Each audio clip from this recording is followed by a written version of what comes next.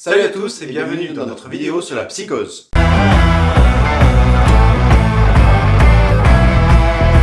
La psychose est un terme générique utilisé spécialement en psychiatrie. Ça désigne un trouble. Pourquoi c'est tout flou là? Ou une condition anormale de l'esprit. Ah, c'est donc comme ça qu'on fait les bébés. Vous êtes un grand malade mental? Elle évoque le plus souvent une ou des obsessions Qui emmène souvent à une perte de conscience de la réalité. L'origine du mot psychose vient du grec psyché, Que l'on peut traduire par esprit et âme. Tu as vu un esprit? Non. J'ai cru que... Le terme est réellement utilisé en 1845 en Autriche. En alternative au mot vésanie, folie et manie. On peut donc traduire du grec le mot psychose. Par anomalie de l'esprit. Non mais allô quoi.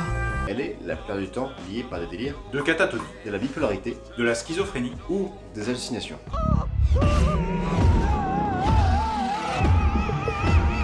Aujourd'hui, le terme psychose est mal interprété On l'utilise principalement. pour exprimer une peur collective. Roger, tu tires ou tu pointes? Et si on arrêtait de confondre les deux? Comme on a pu le voir récemment, Morue, elle est où la bouffe?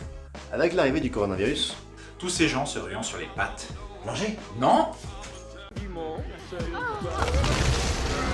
le riz ou encore le PQ.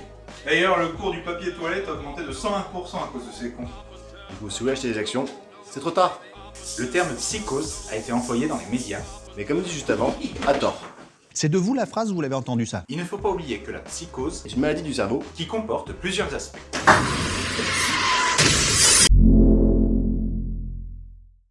La catatonie est une perturbation. Psychomotrice et de l'humeur très importante. Pour faire plus simple, On ne contrôle ni ses spasmes, ni ses gestes. Oh, c'est fou, c'est complètement incontrôlable! et on peut passer du fou rire aux larmes. En une fraction de seconde. On peut exactement retrouver Des symptômes tels que le mutisme, le négativisme, c'est nul ce que tu dis, adoption d'une posture spontanée défiant les lois de la gravité, des grimaces, une obéissance automatique. Va chercher. un comportement répétitif, Bah c'est nul ce que tu dis. Bah c'est nul ce que tu dis. Bah c'est nul ce que tu dis. Bah c'est nul ce que tu dis. Bah c'est nul ce que tu dis. Répétez les paroles ou les mouvements de la personne en face. répéter les paroles ou les mouvements de la personne en face. Des mouvements soudains sans lien extérieur, Une rigidité corporelle. appelée auparavant psychose maniaco-dépressive, Les troubles bipolaires font partie des troubles de l'humeur. je vous aime, qui vont d'un extrême à l'autre.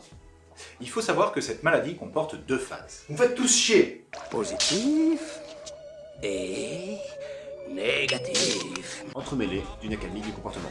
Il existe donc la phase maniaque. Elle comporte une hyperactivité, Mais tenez-vous tranquille, nom de nom! Beaucoup d'euphorie, un comportement volubile perte de toute inhibition. et peut engager des projets totalement inconsidérés, La deuxième phase qui est celle de la dépression. est l'opposé complet de la première. La même personne va être atteinte d'une grande tristesse.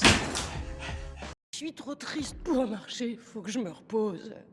Quelques heures. N'aura plus goût à rien Sera fortement mélancolique, et aura parfois des envies suicidaires. d'où la dangerosité de cette maladie, Qui, rappelons-nous, a une phase intermédiaire. appelée euthymie. Moment où la personne retrouve un comportement équilibré. Une hallucination est une perception erronée d'un stimulus inexistant. Pour faire simple, La personne perçoit une information irréelle. Qu'est-ce que le réel?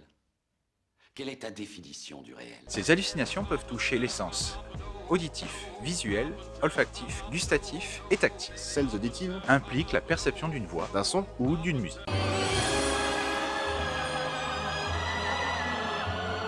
des hallucinations visuelles, Qui englobe des perceptions de tâches de forme, ou encore de personnes, voire de personnages, et elle est souvent associée au fait de voir des fantômes. Je vois des gens qui sont morts. les hallucinations tactiles. Elles entraînent diverses sensations, Chaud ou froid, démangeaisons, piqûres, ou encore de brûlures,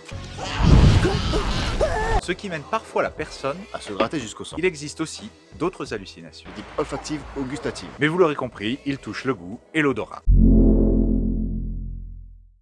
La schizophrénie est une pathologie psychiatrique chronique. Qui se traduit généralement par une perception perturbée de la réalité. La réalité est bien souvent décevante. Il faut savoir que cette maladie, Peut être différente d'une personne à l'autre. et elle se distingue par 3 symptômes majeurs. 3, 1, 2, 3.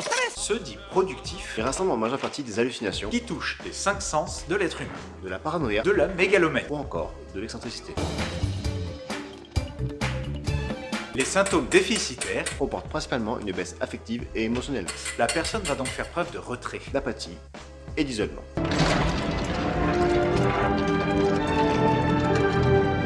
Cela ressemble légèrement à une dépression. Et pour finir, les symptômes dissociatifs, C'est en fait une désorganisation de la pensée, des paroles des émotions, et des comportements corporels. la personne est donc moins attentive.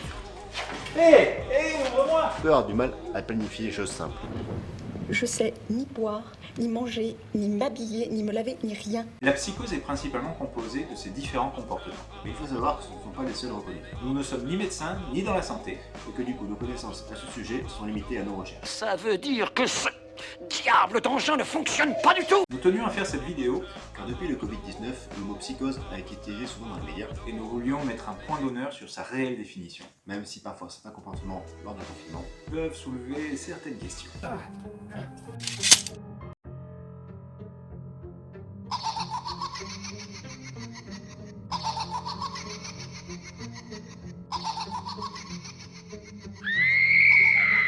Merci à tous d'avoir regardé cette vidéo jusqu'au bout. En espérant qu'elle vous a plu, N'hésitez pas à nous le dire dans les commentaires. sans oublier non plus de mettre un petit pouce bleu, de s'abonner et de partager.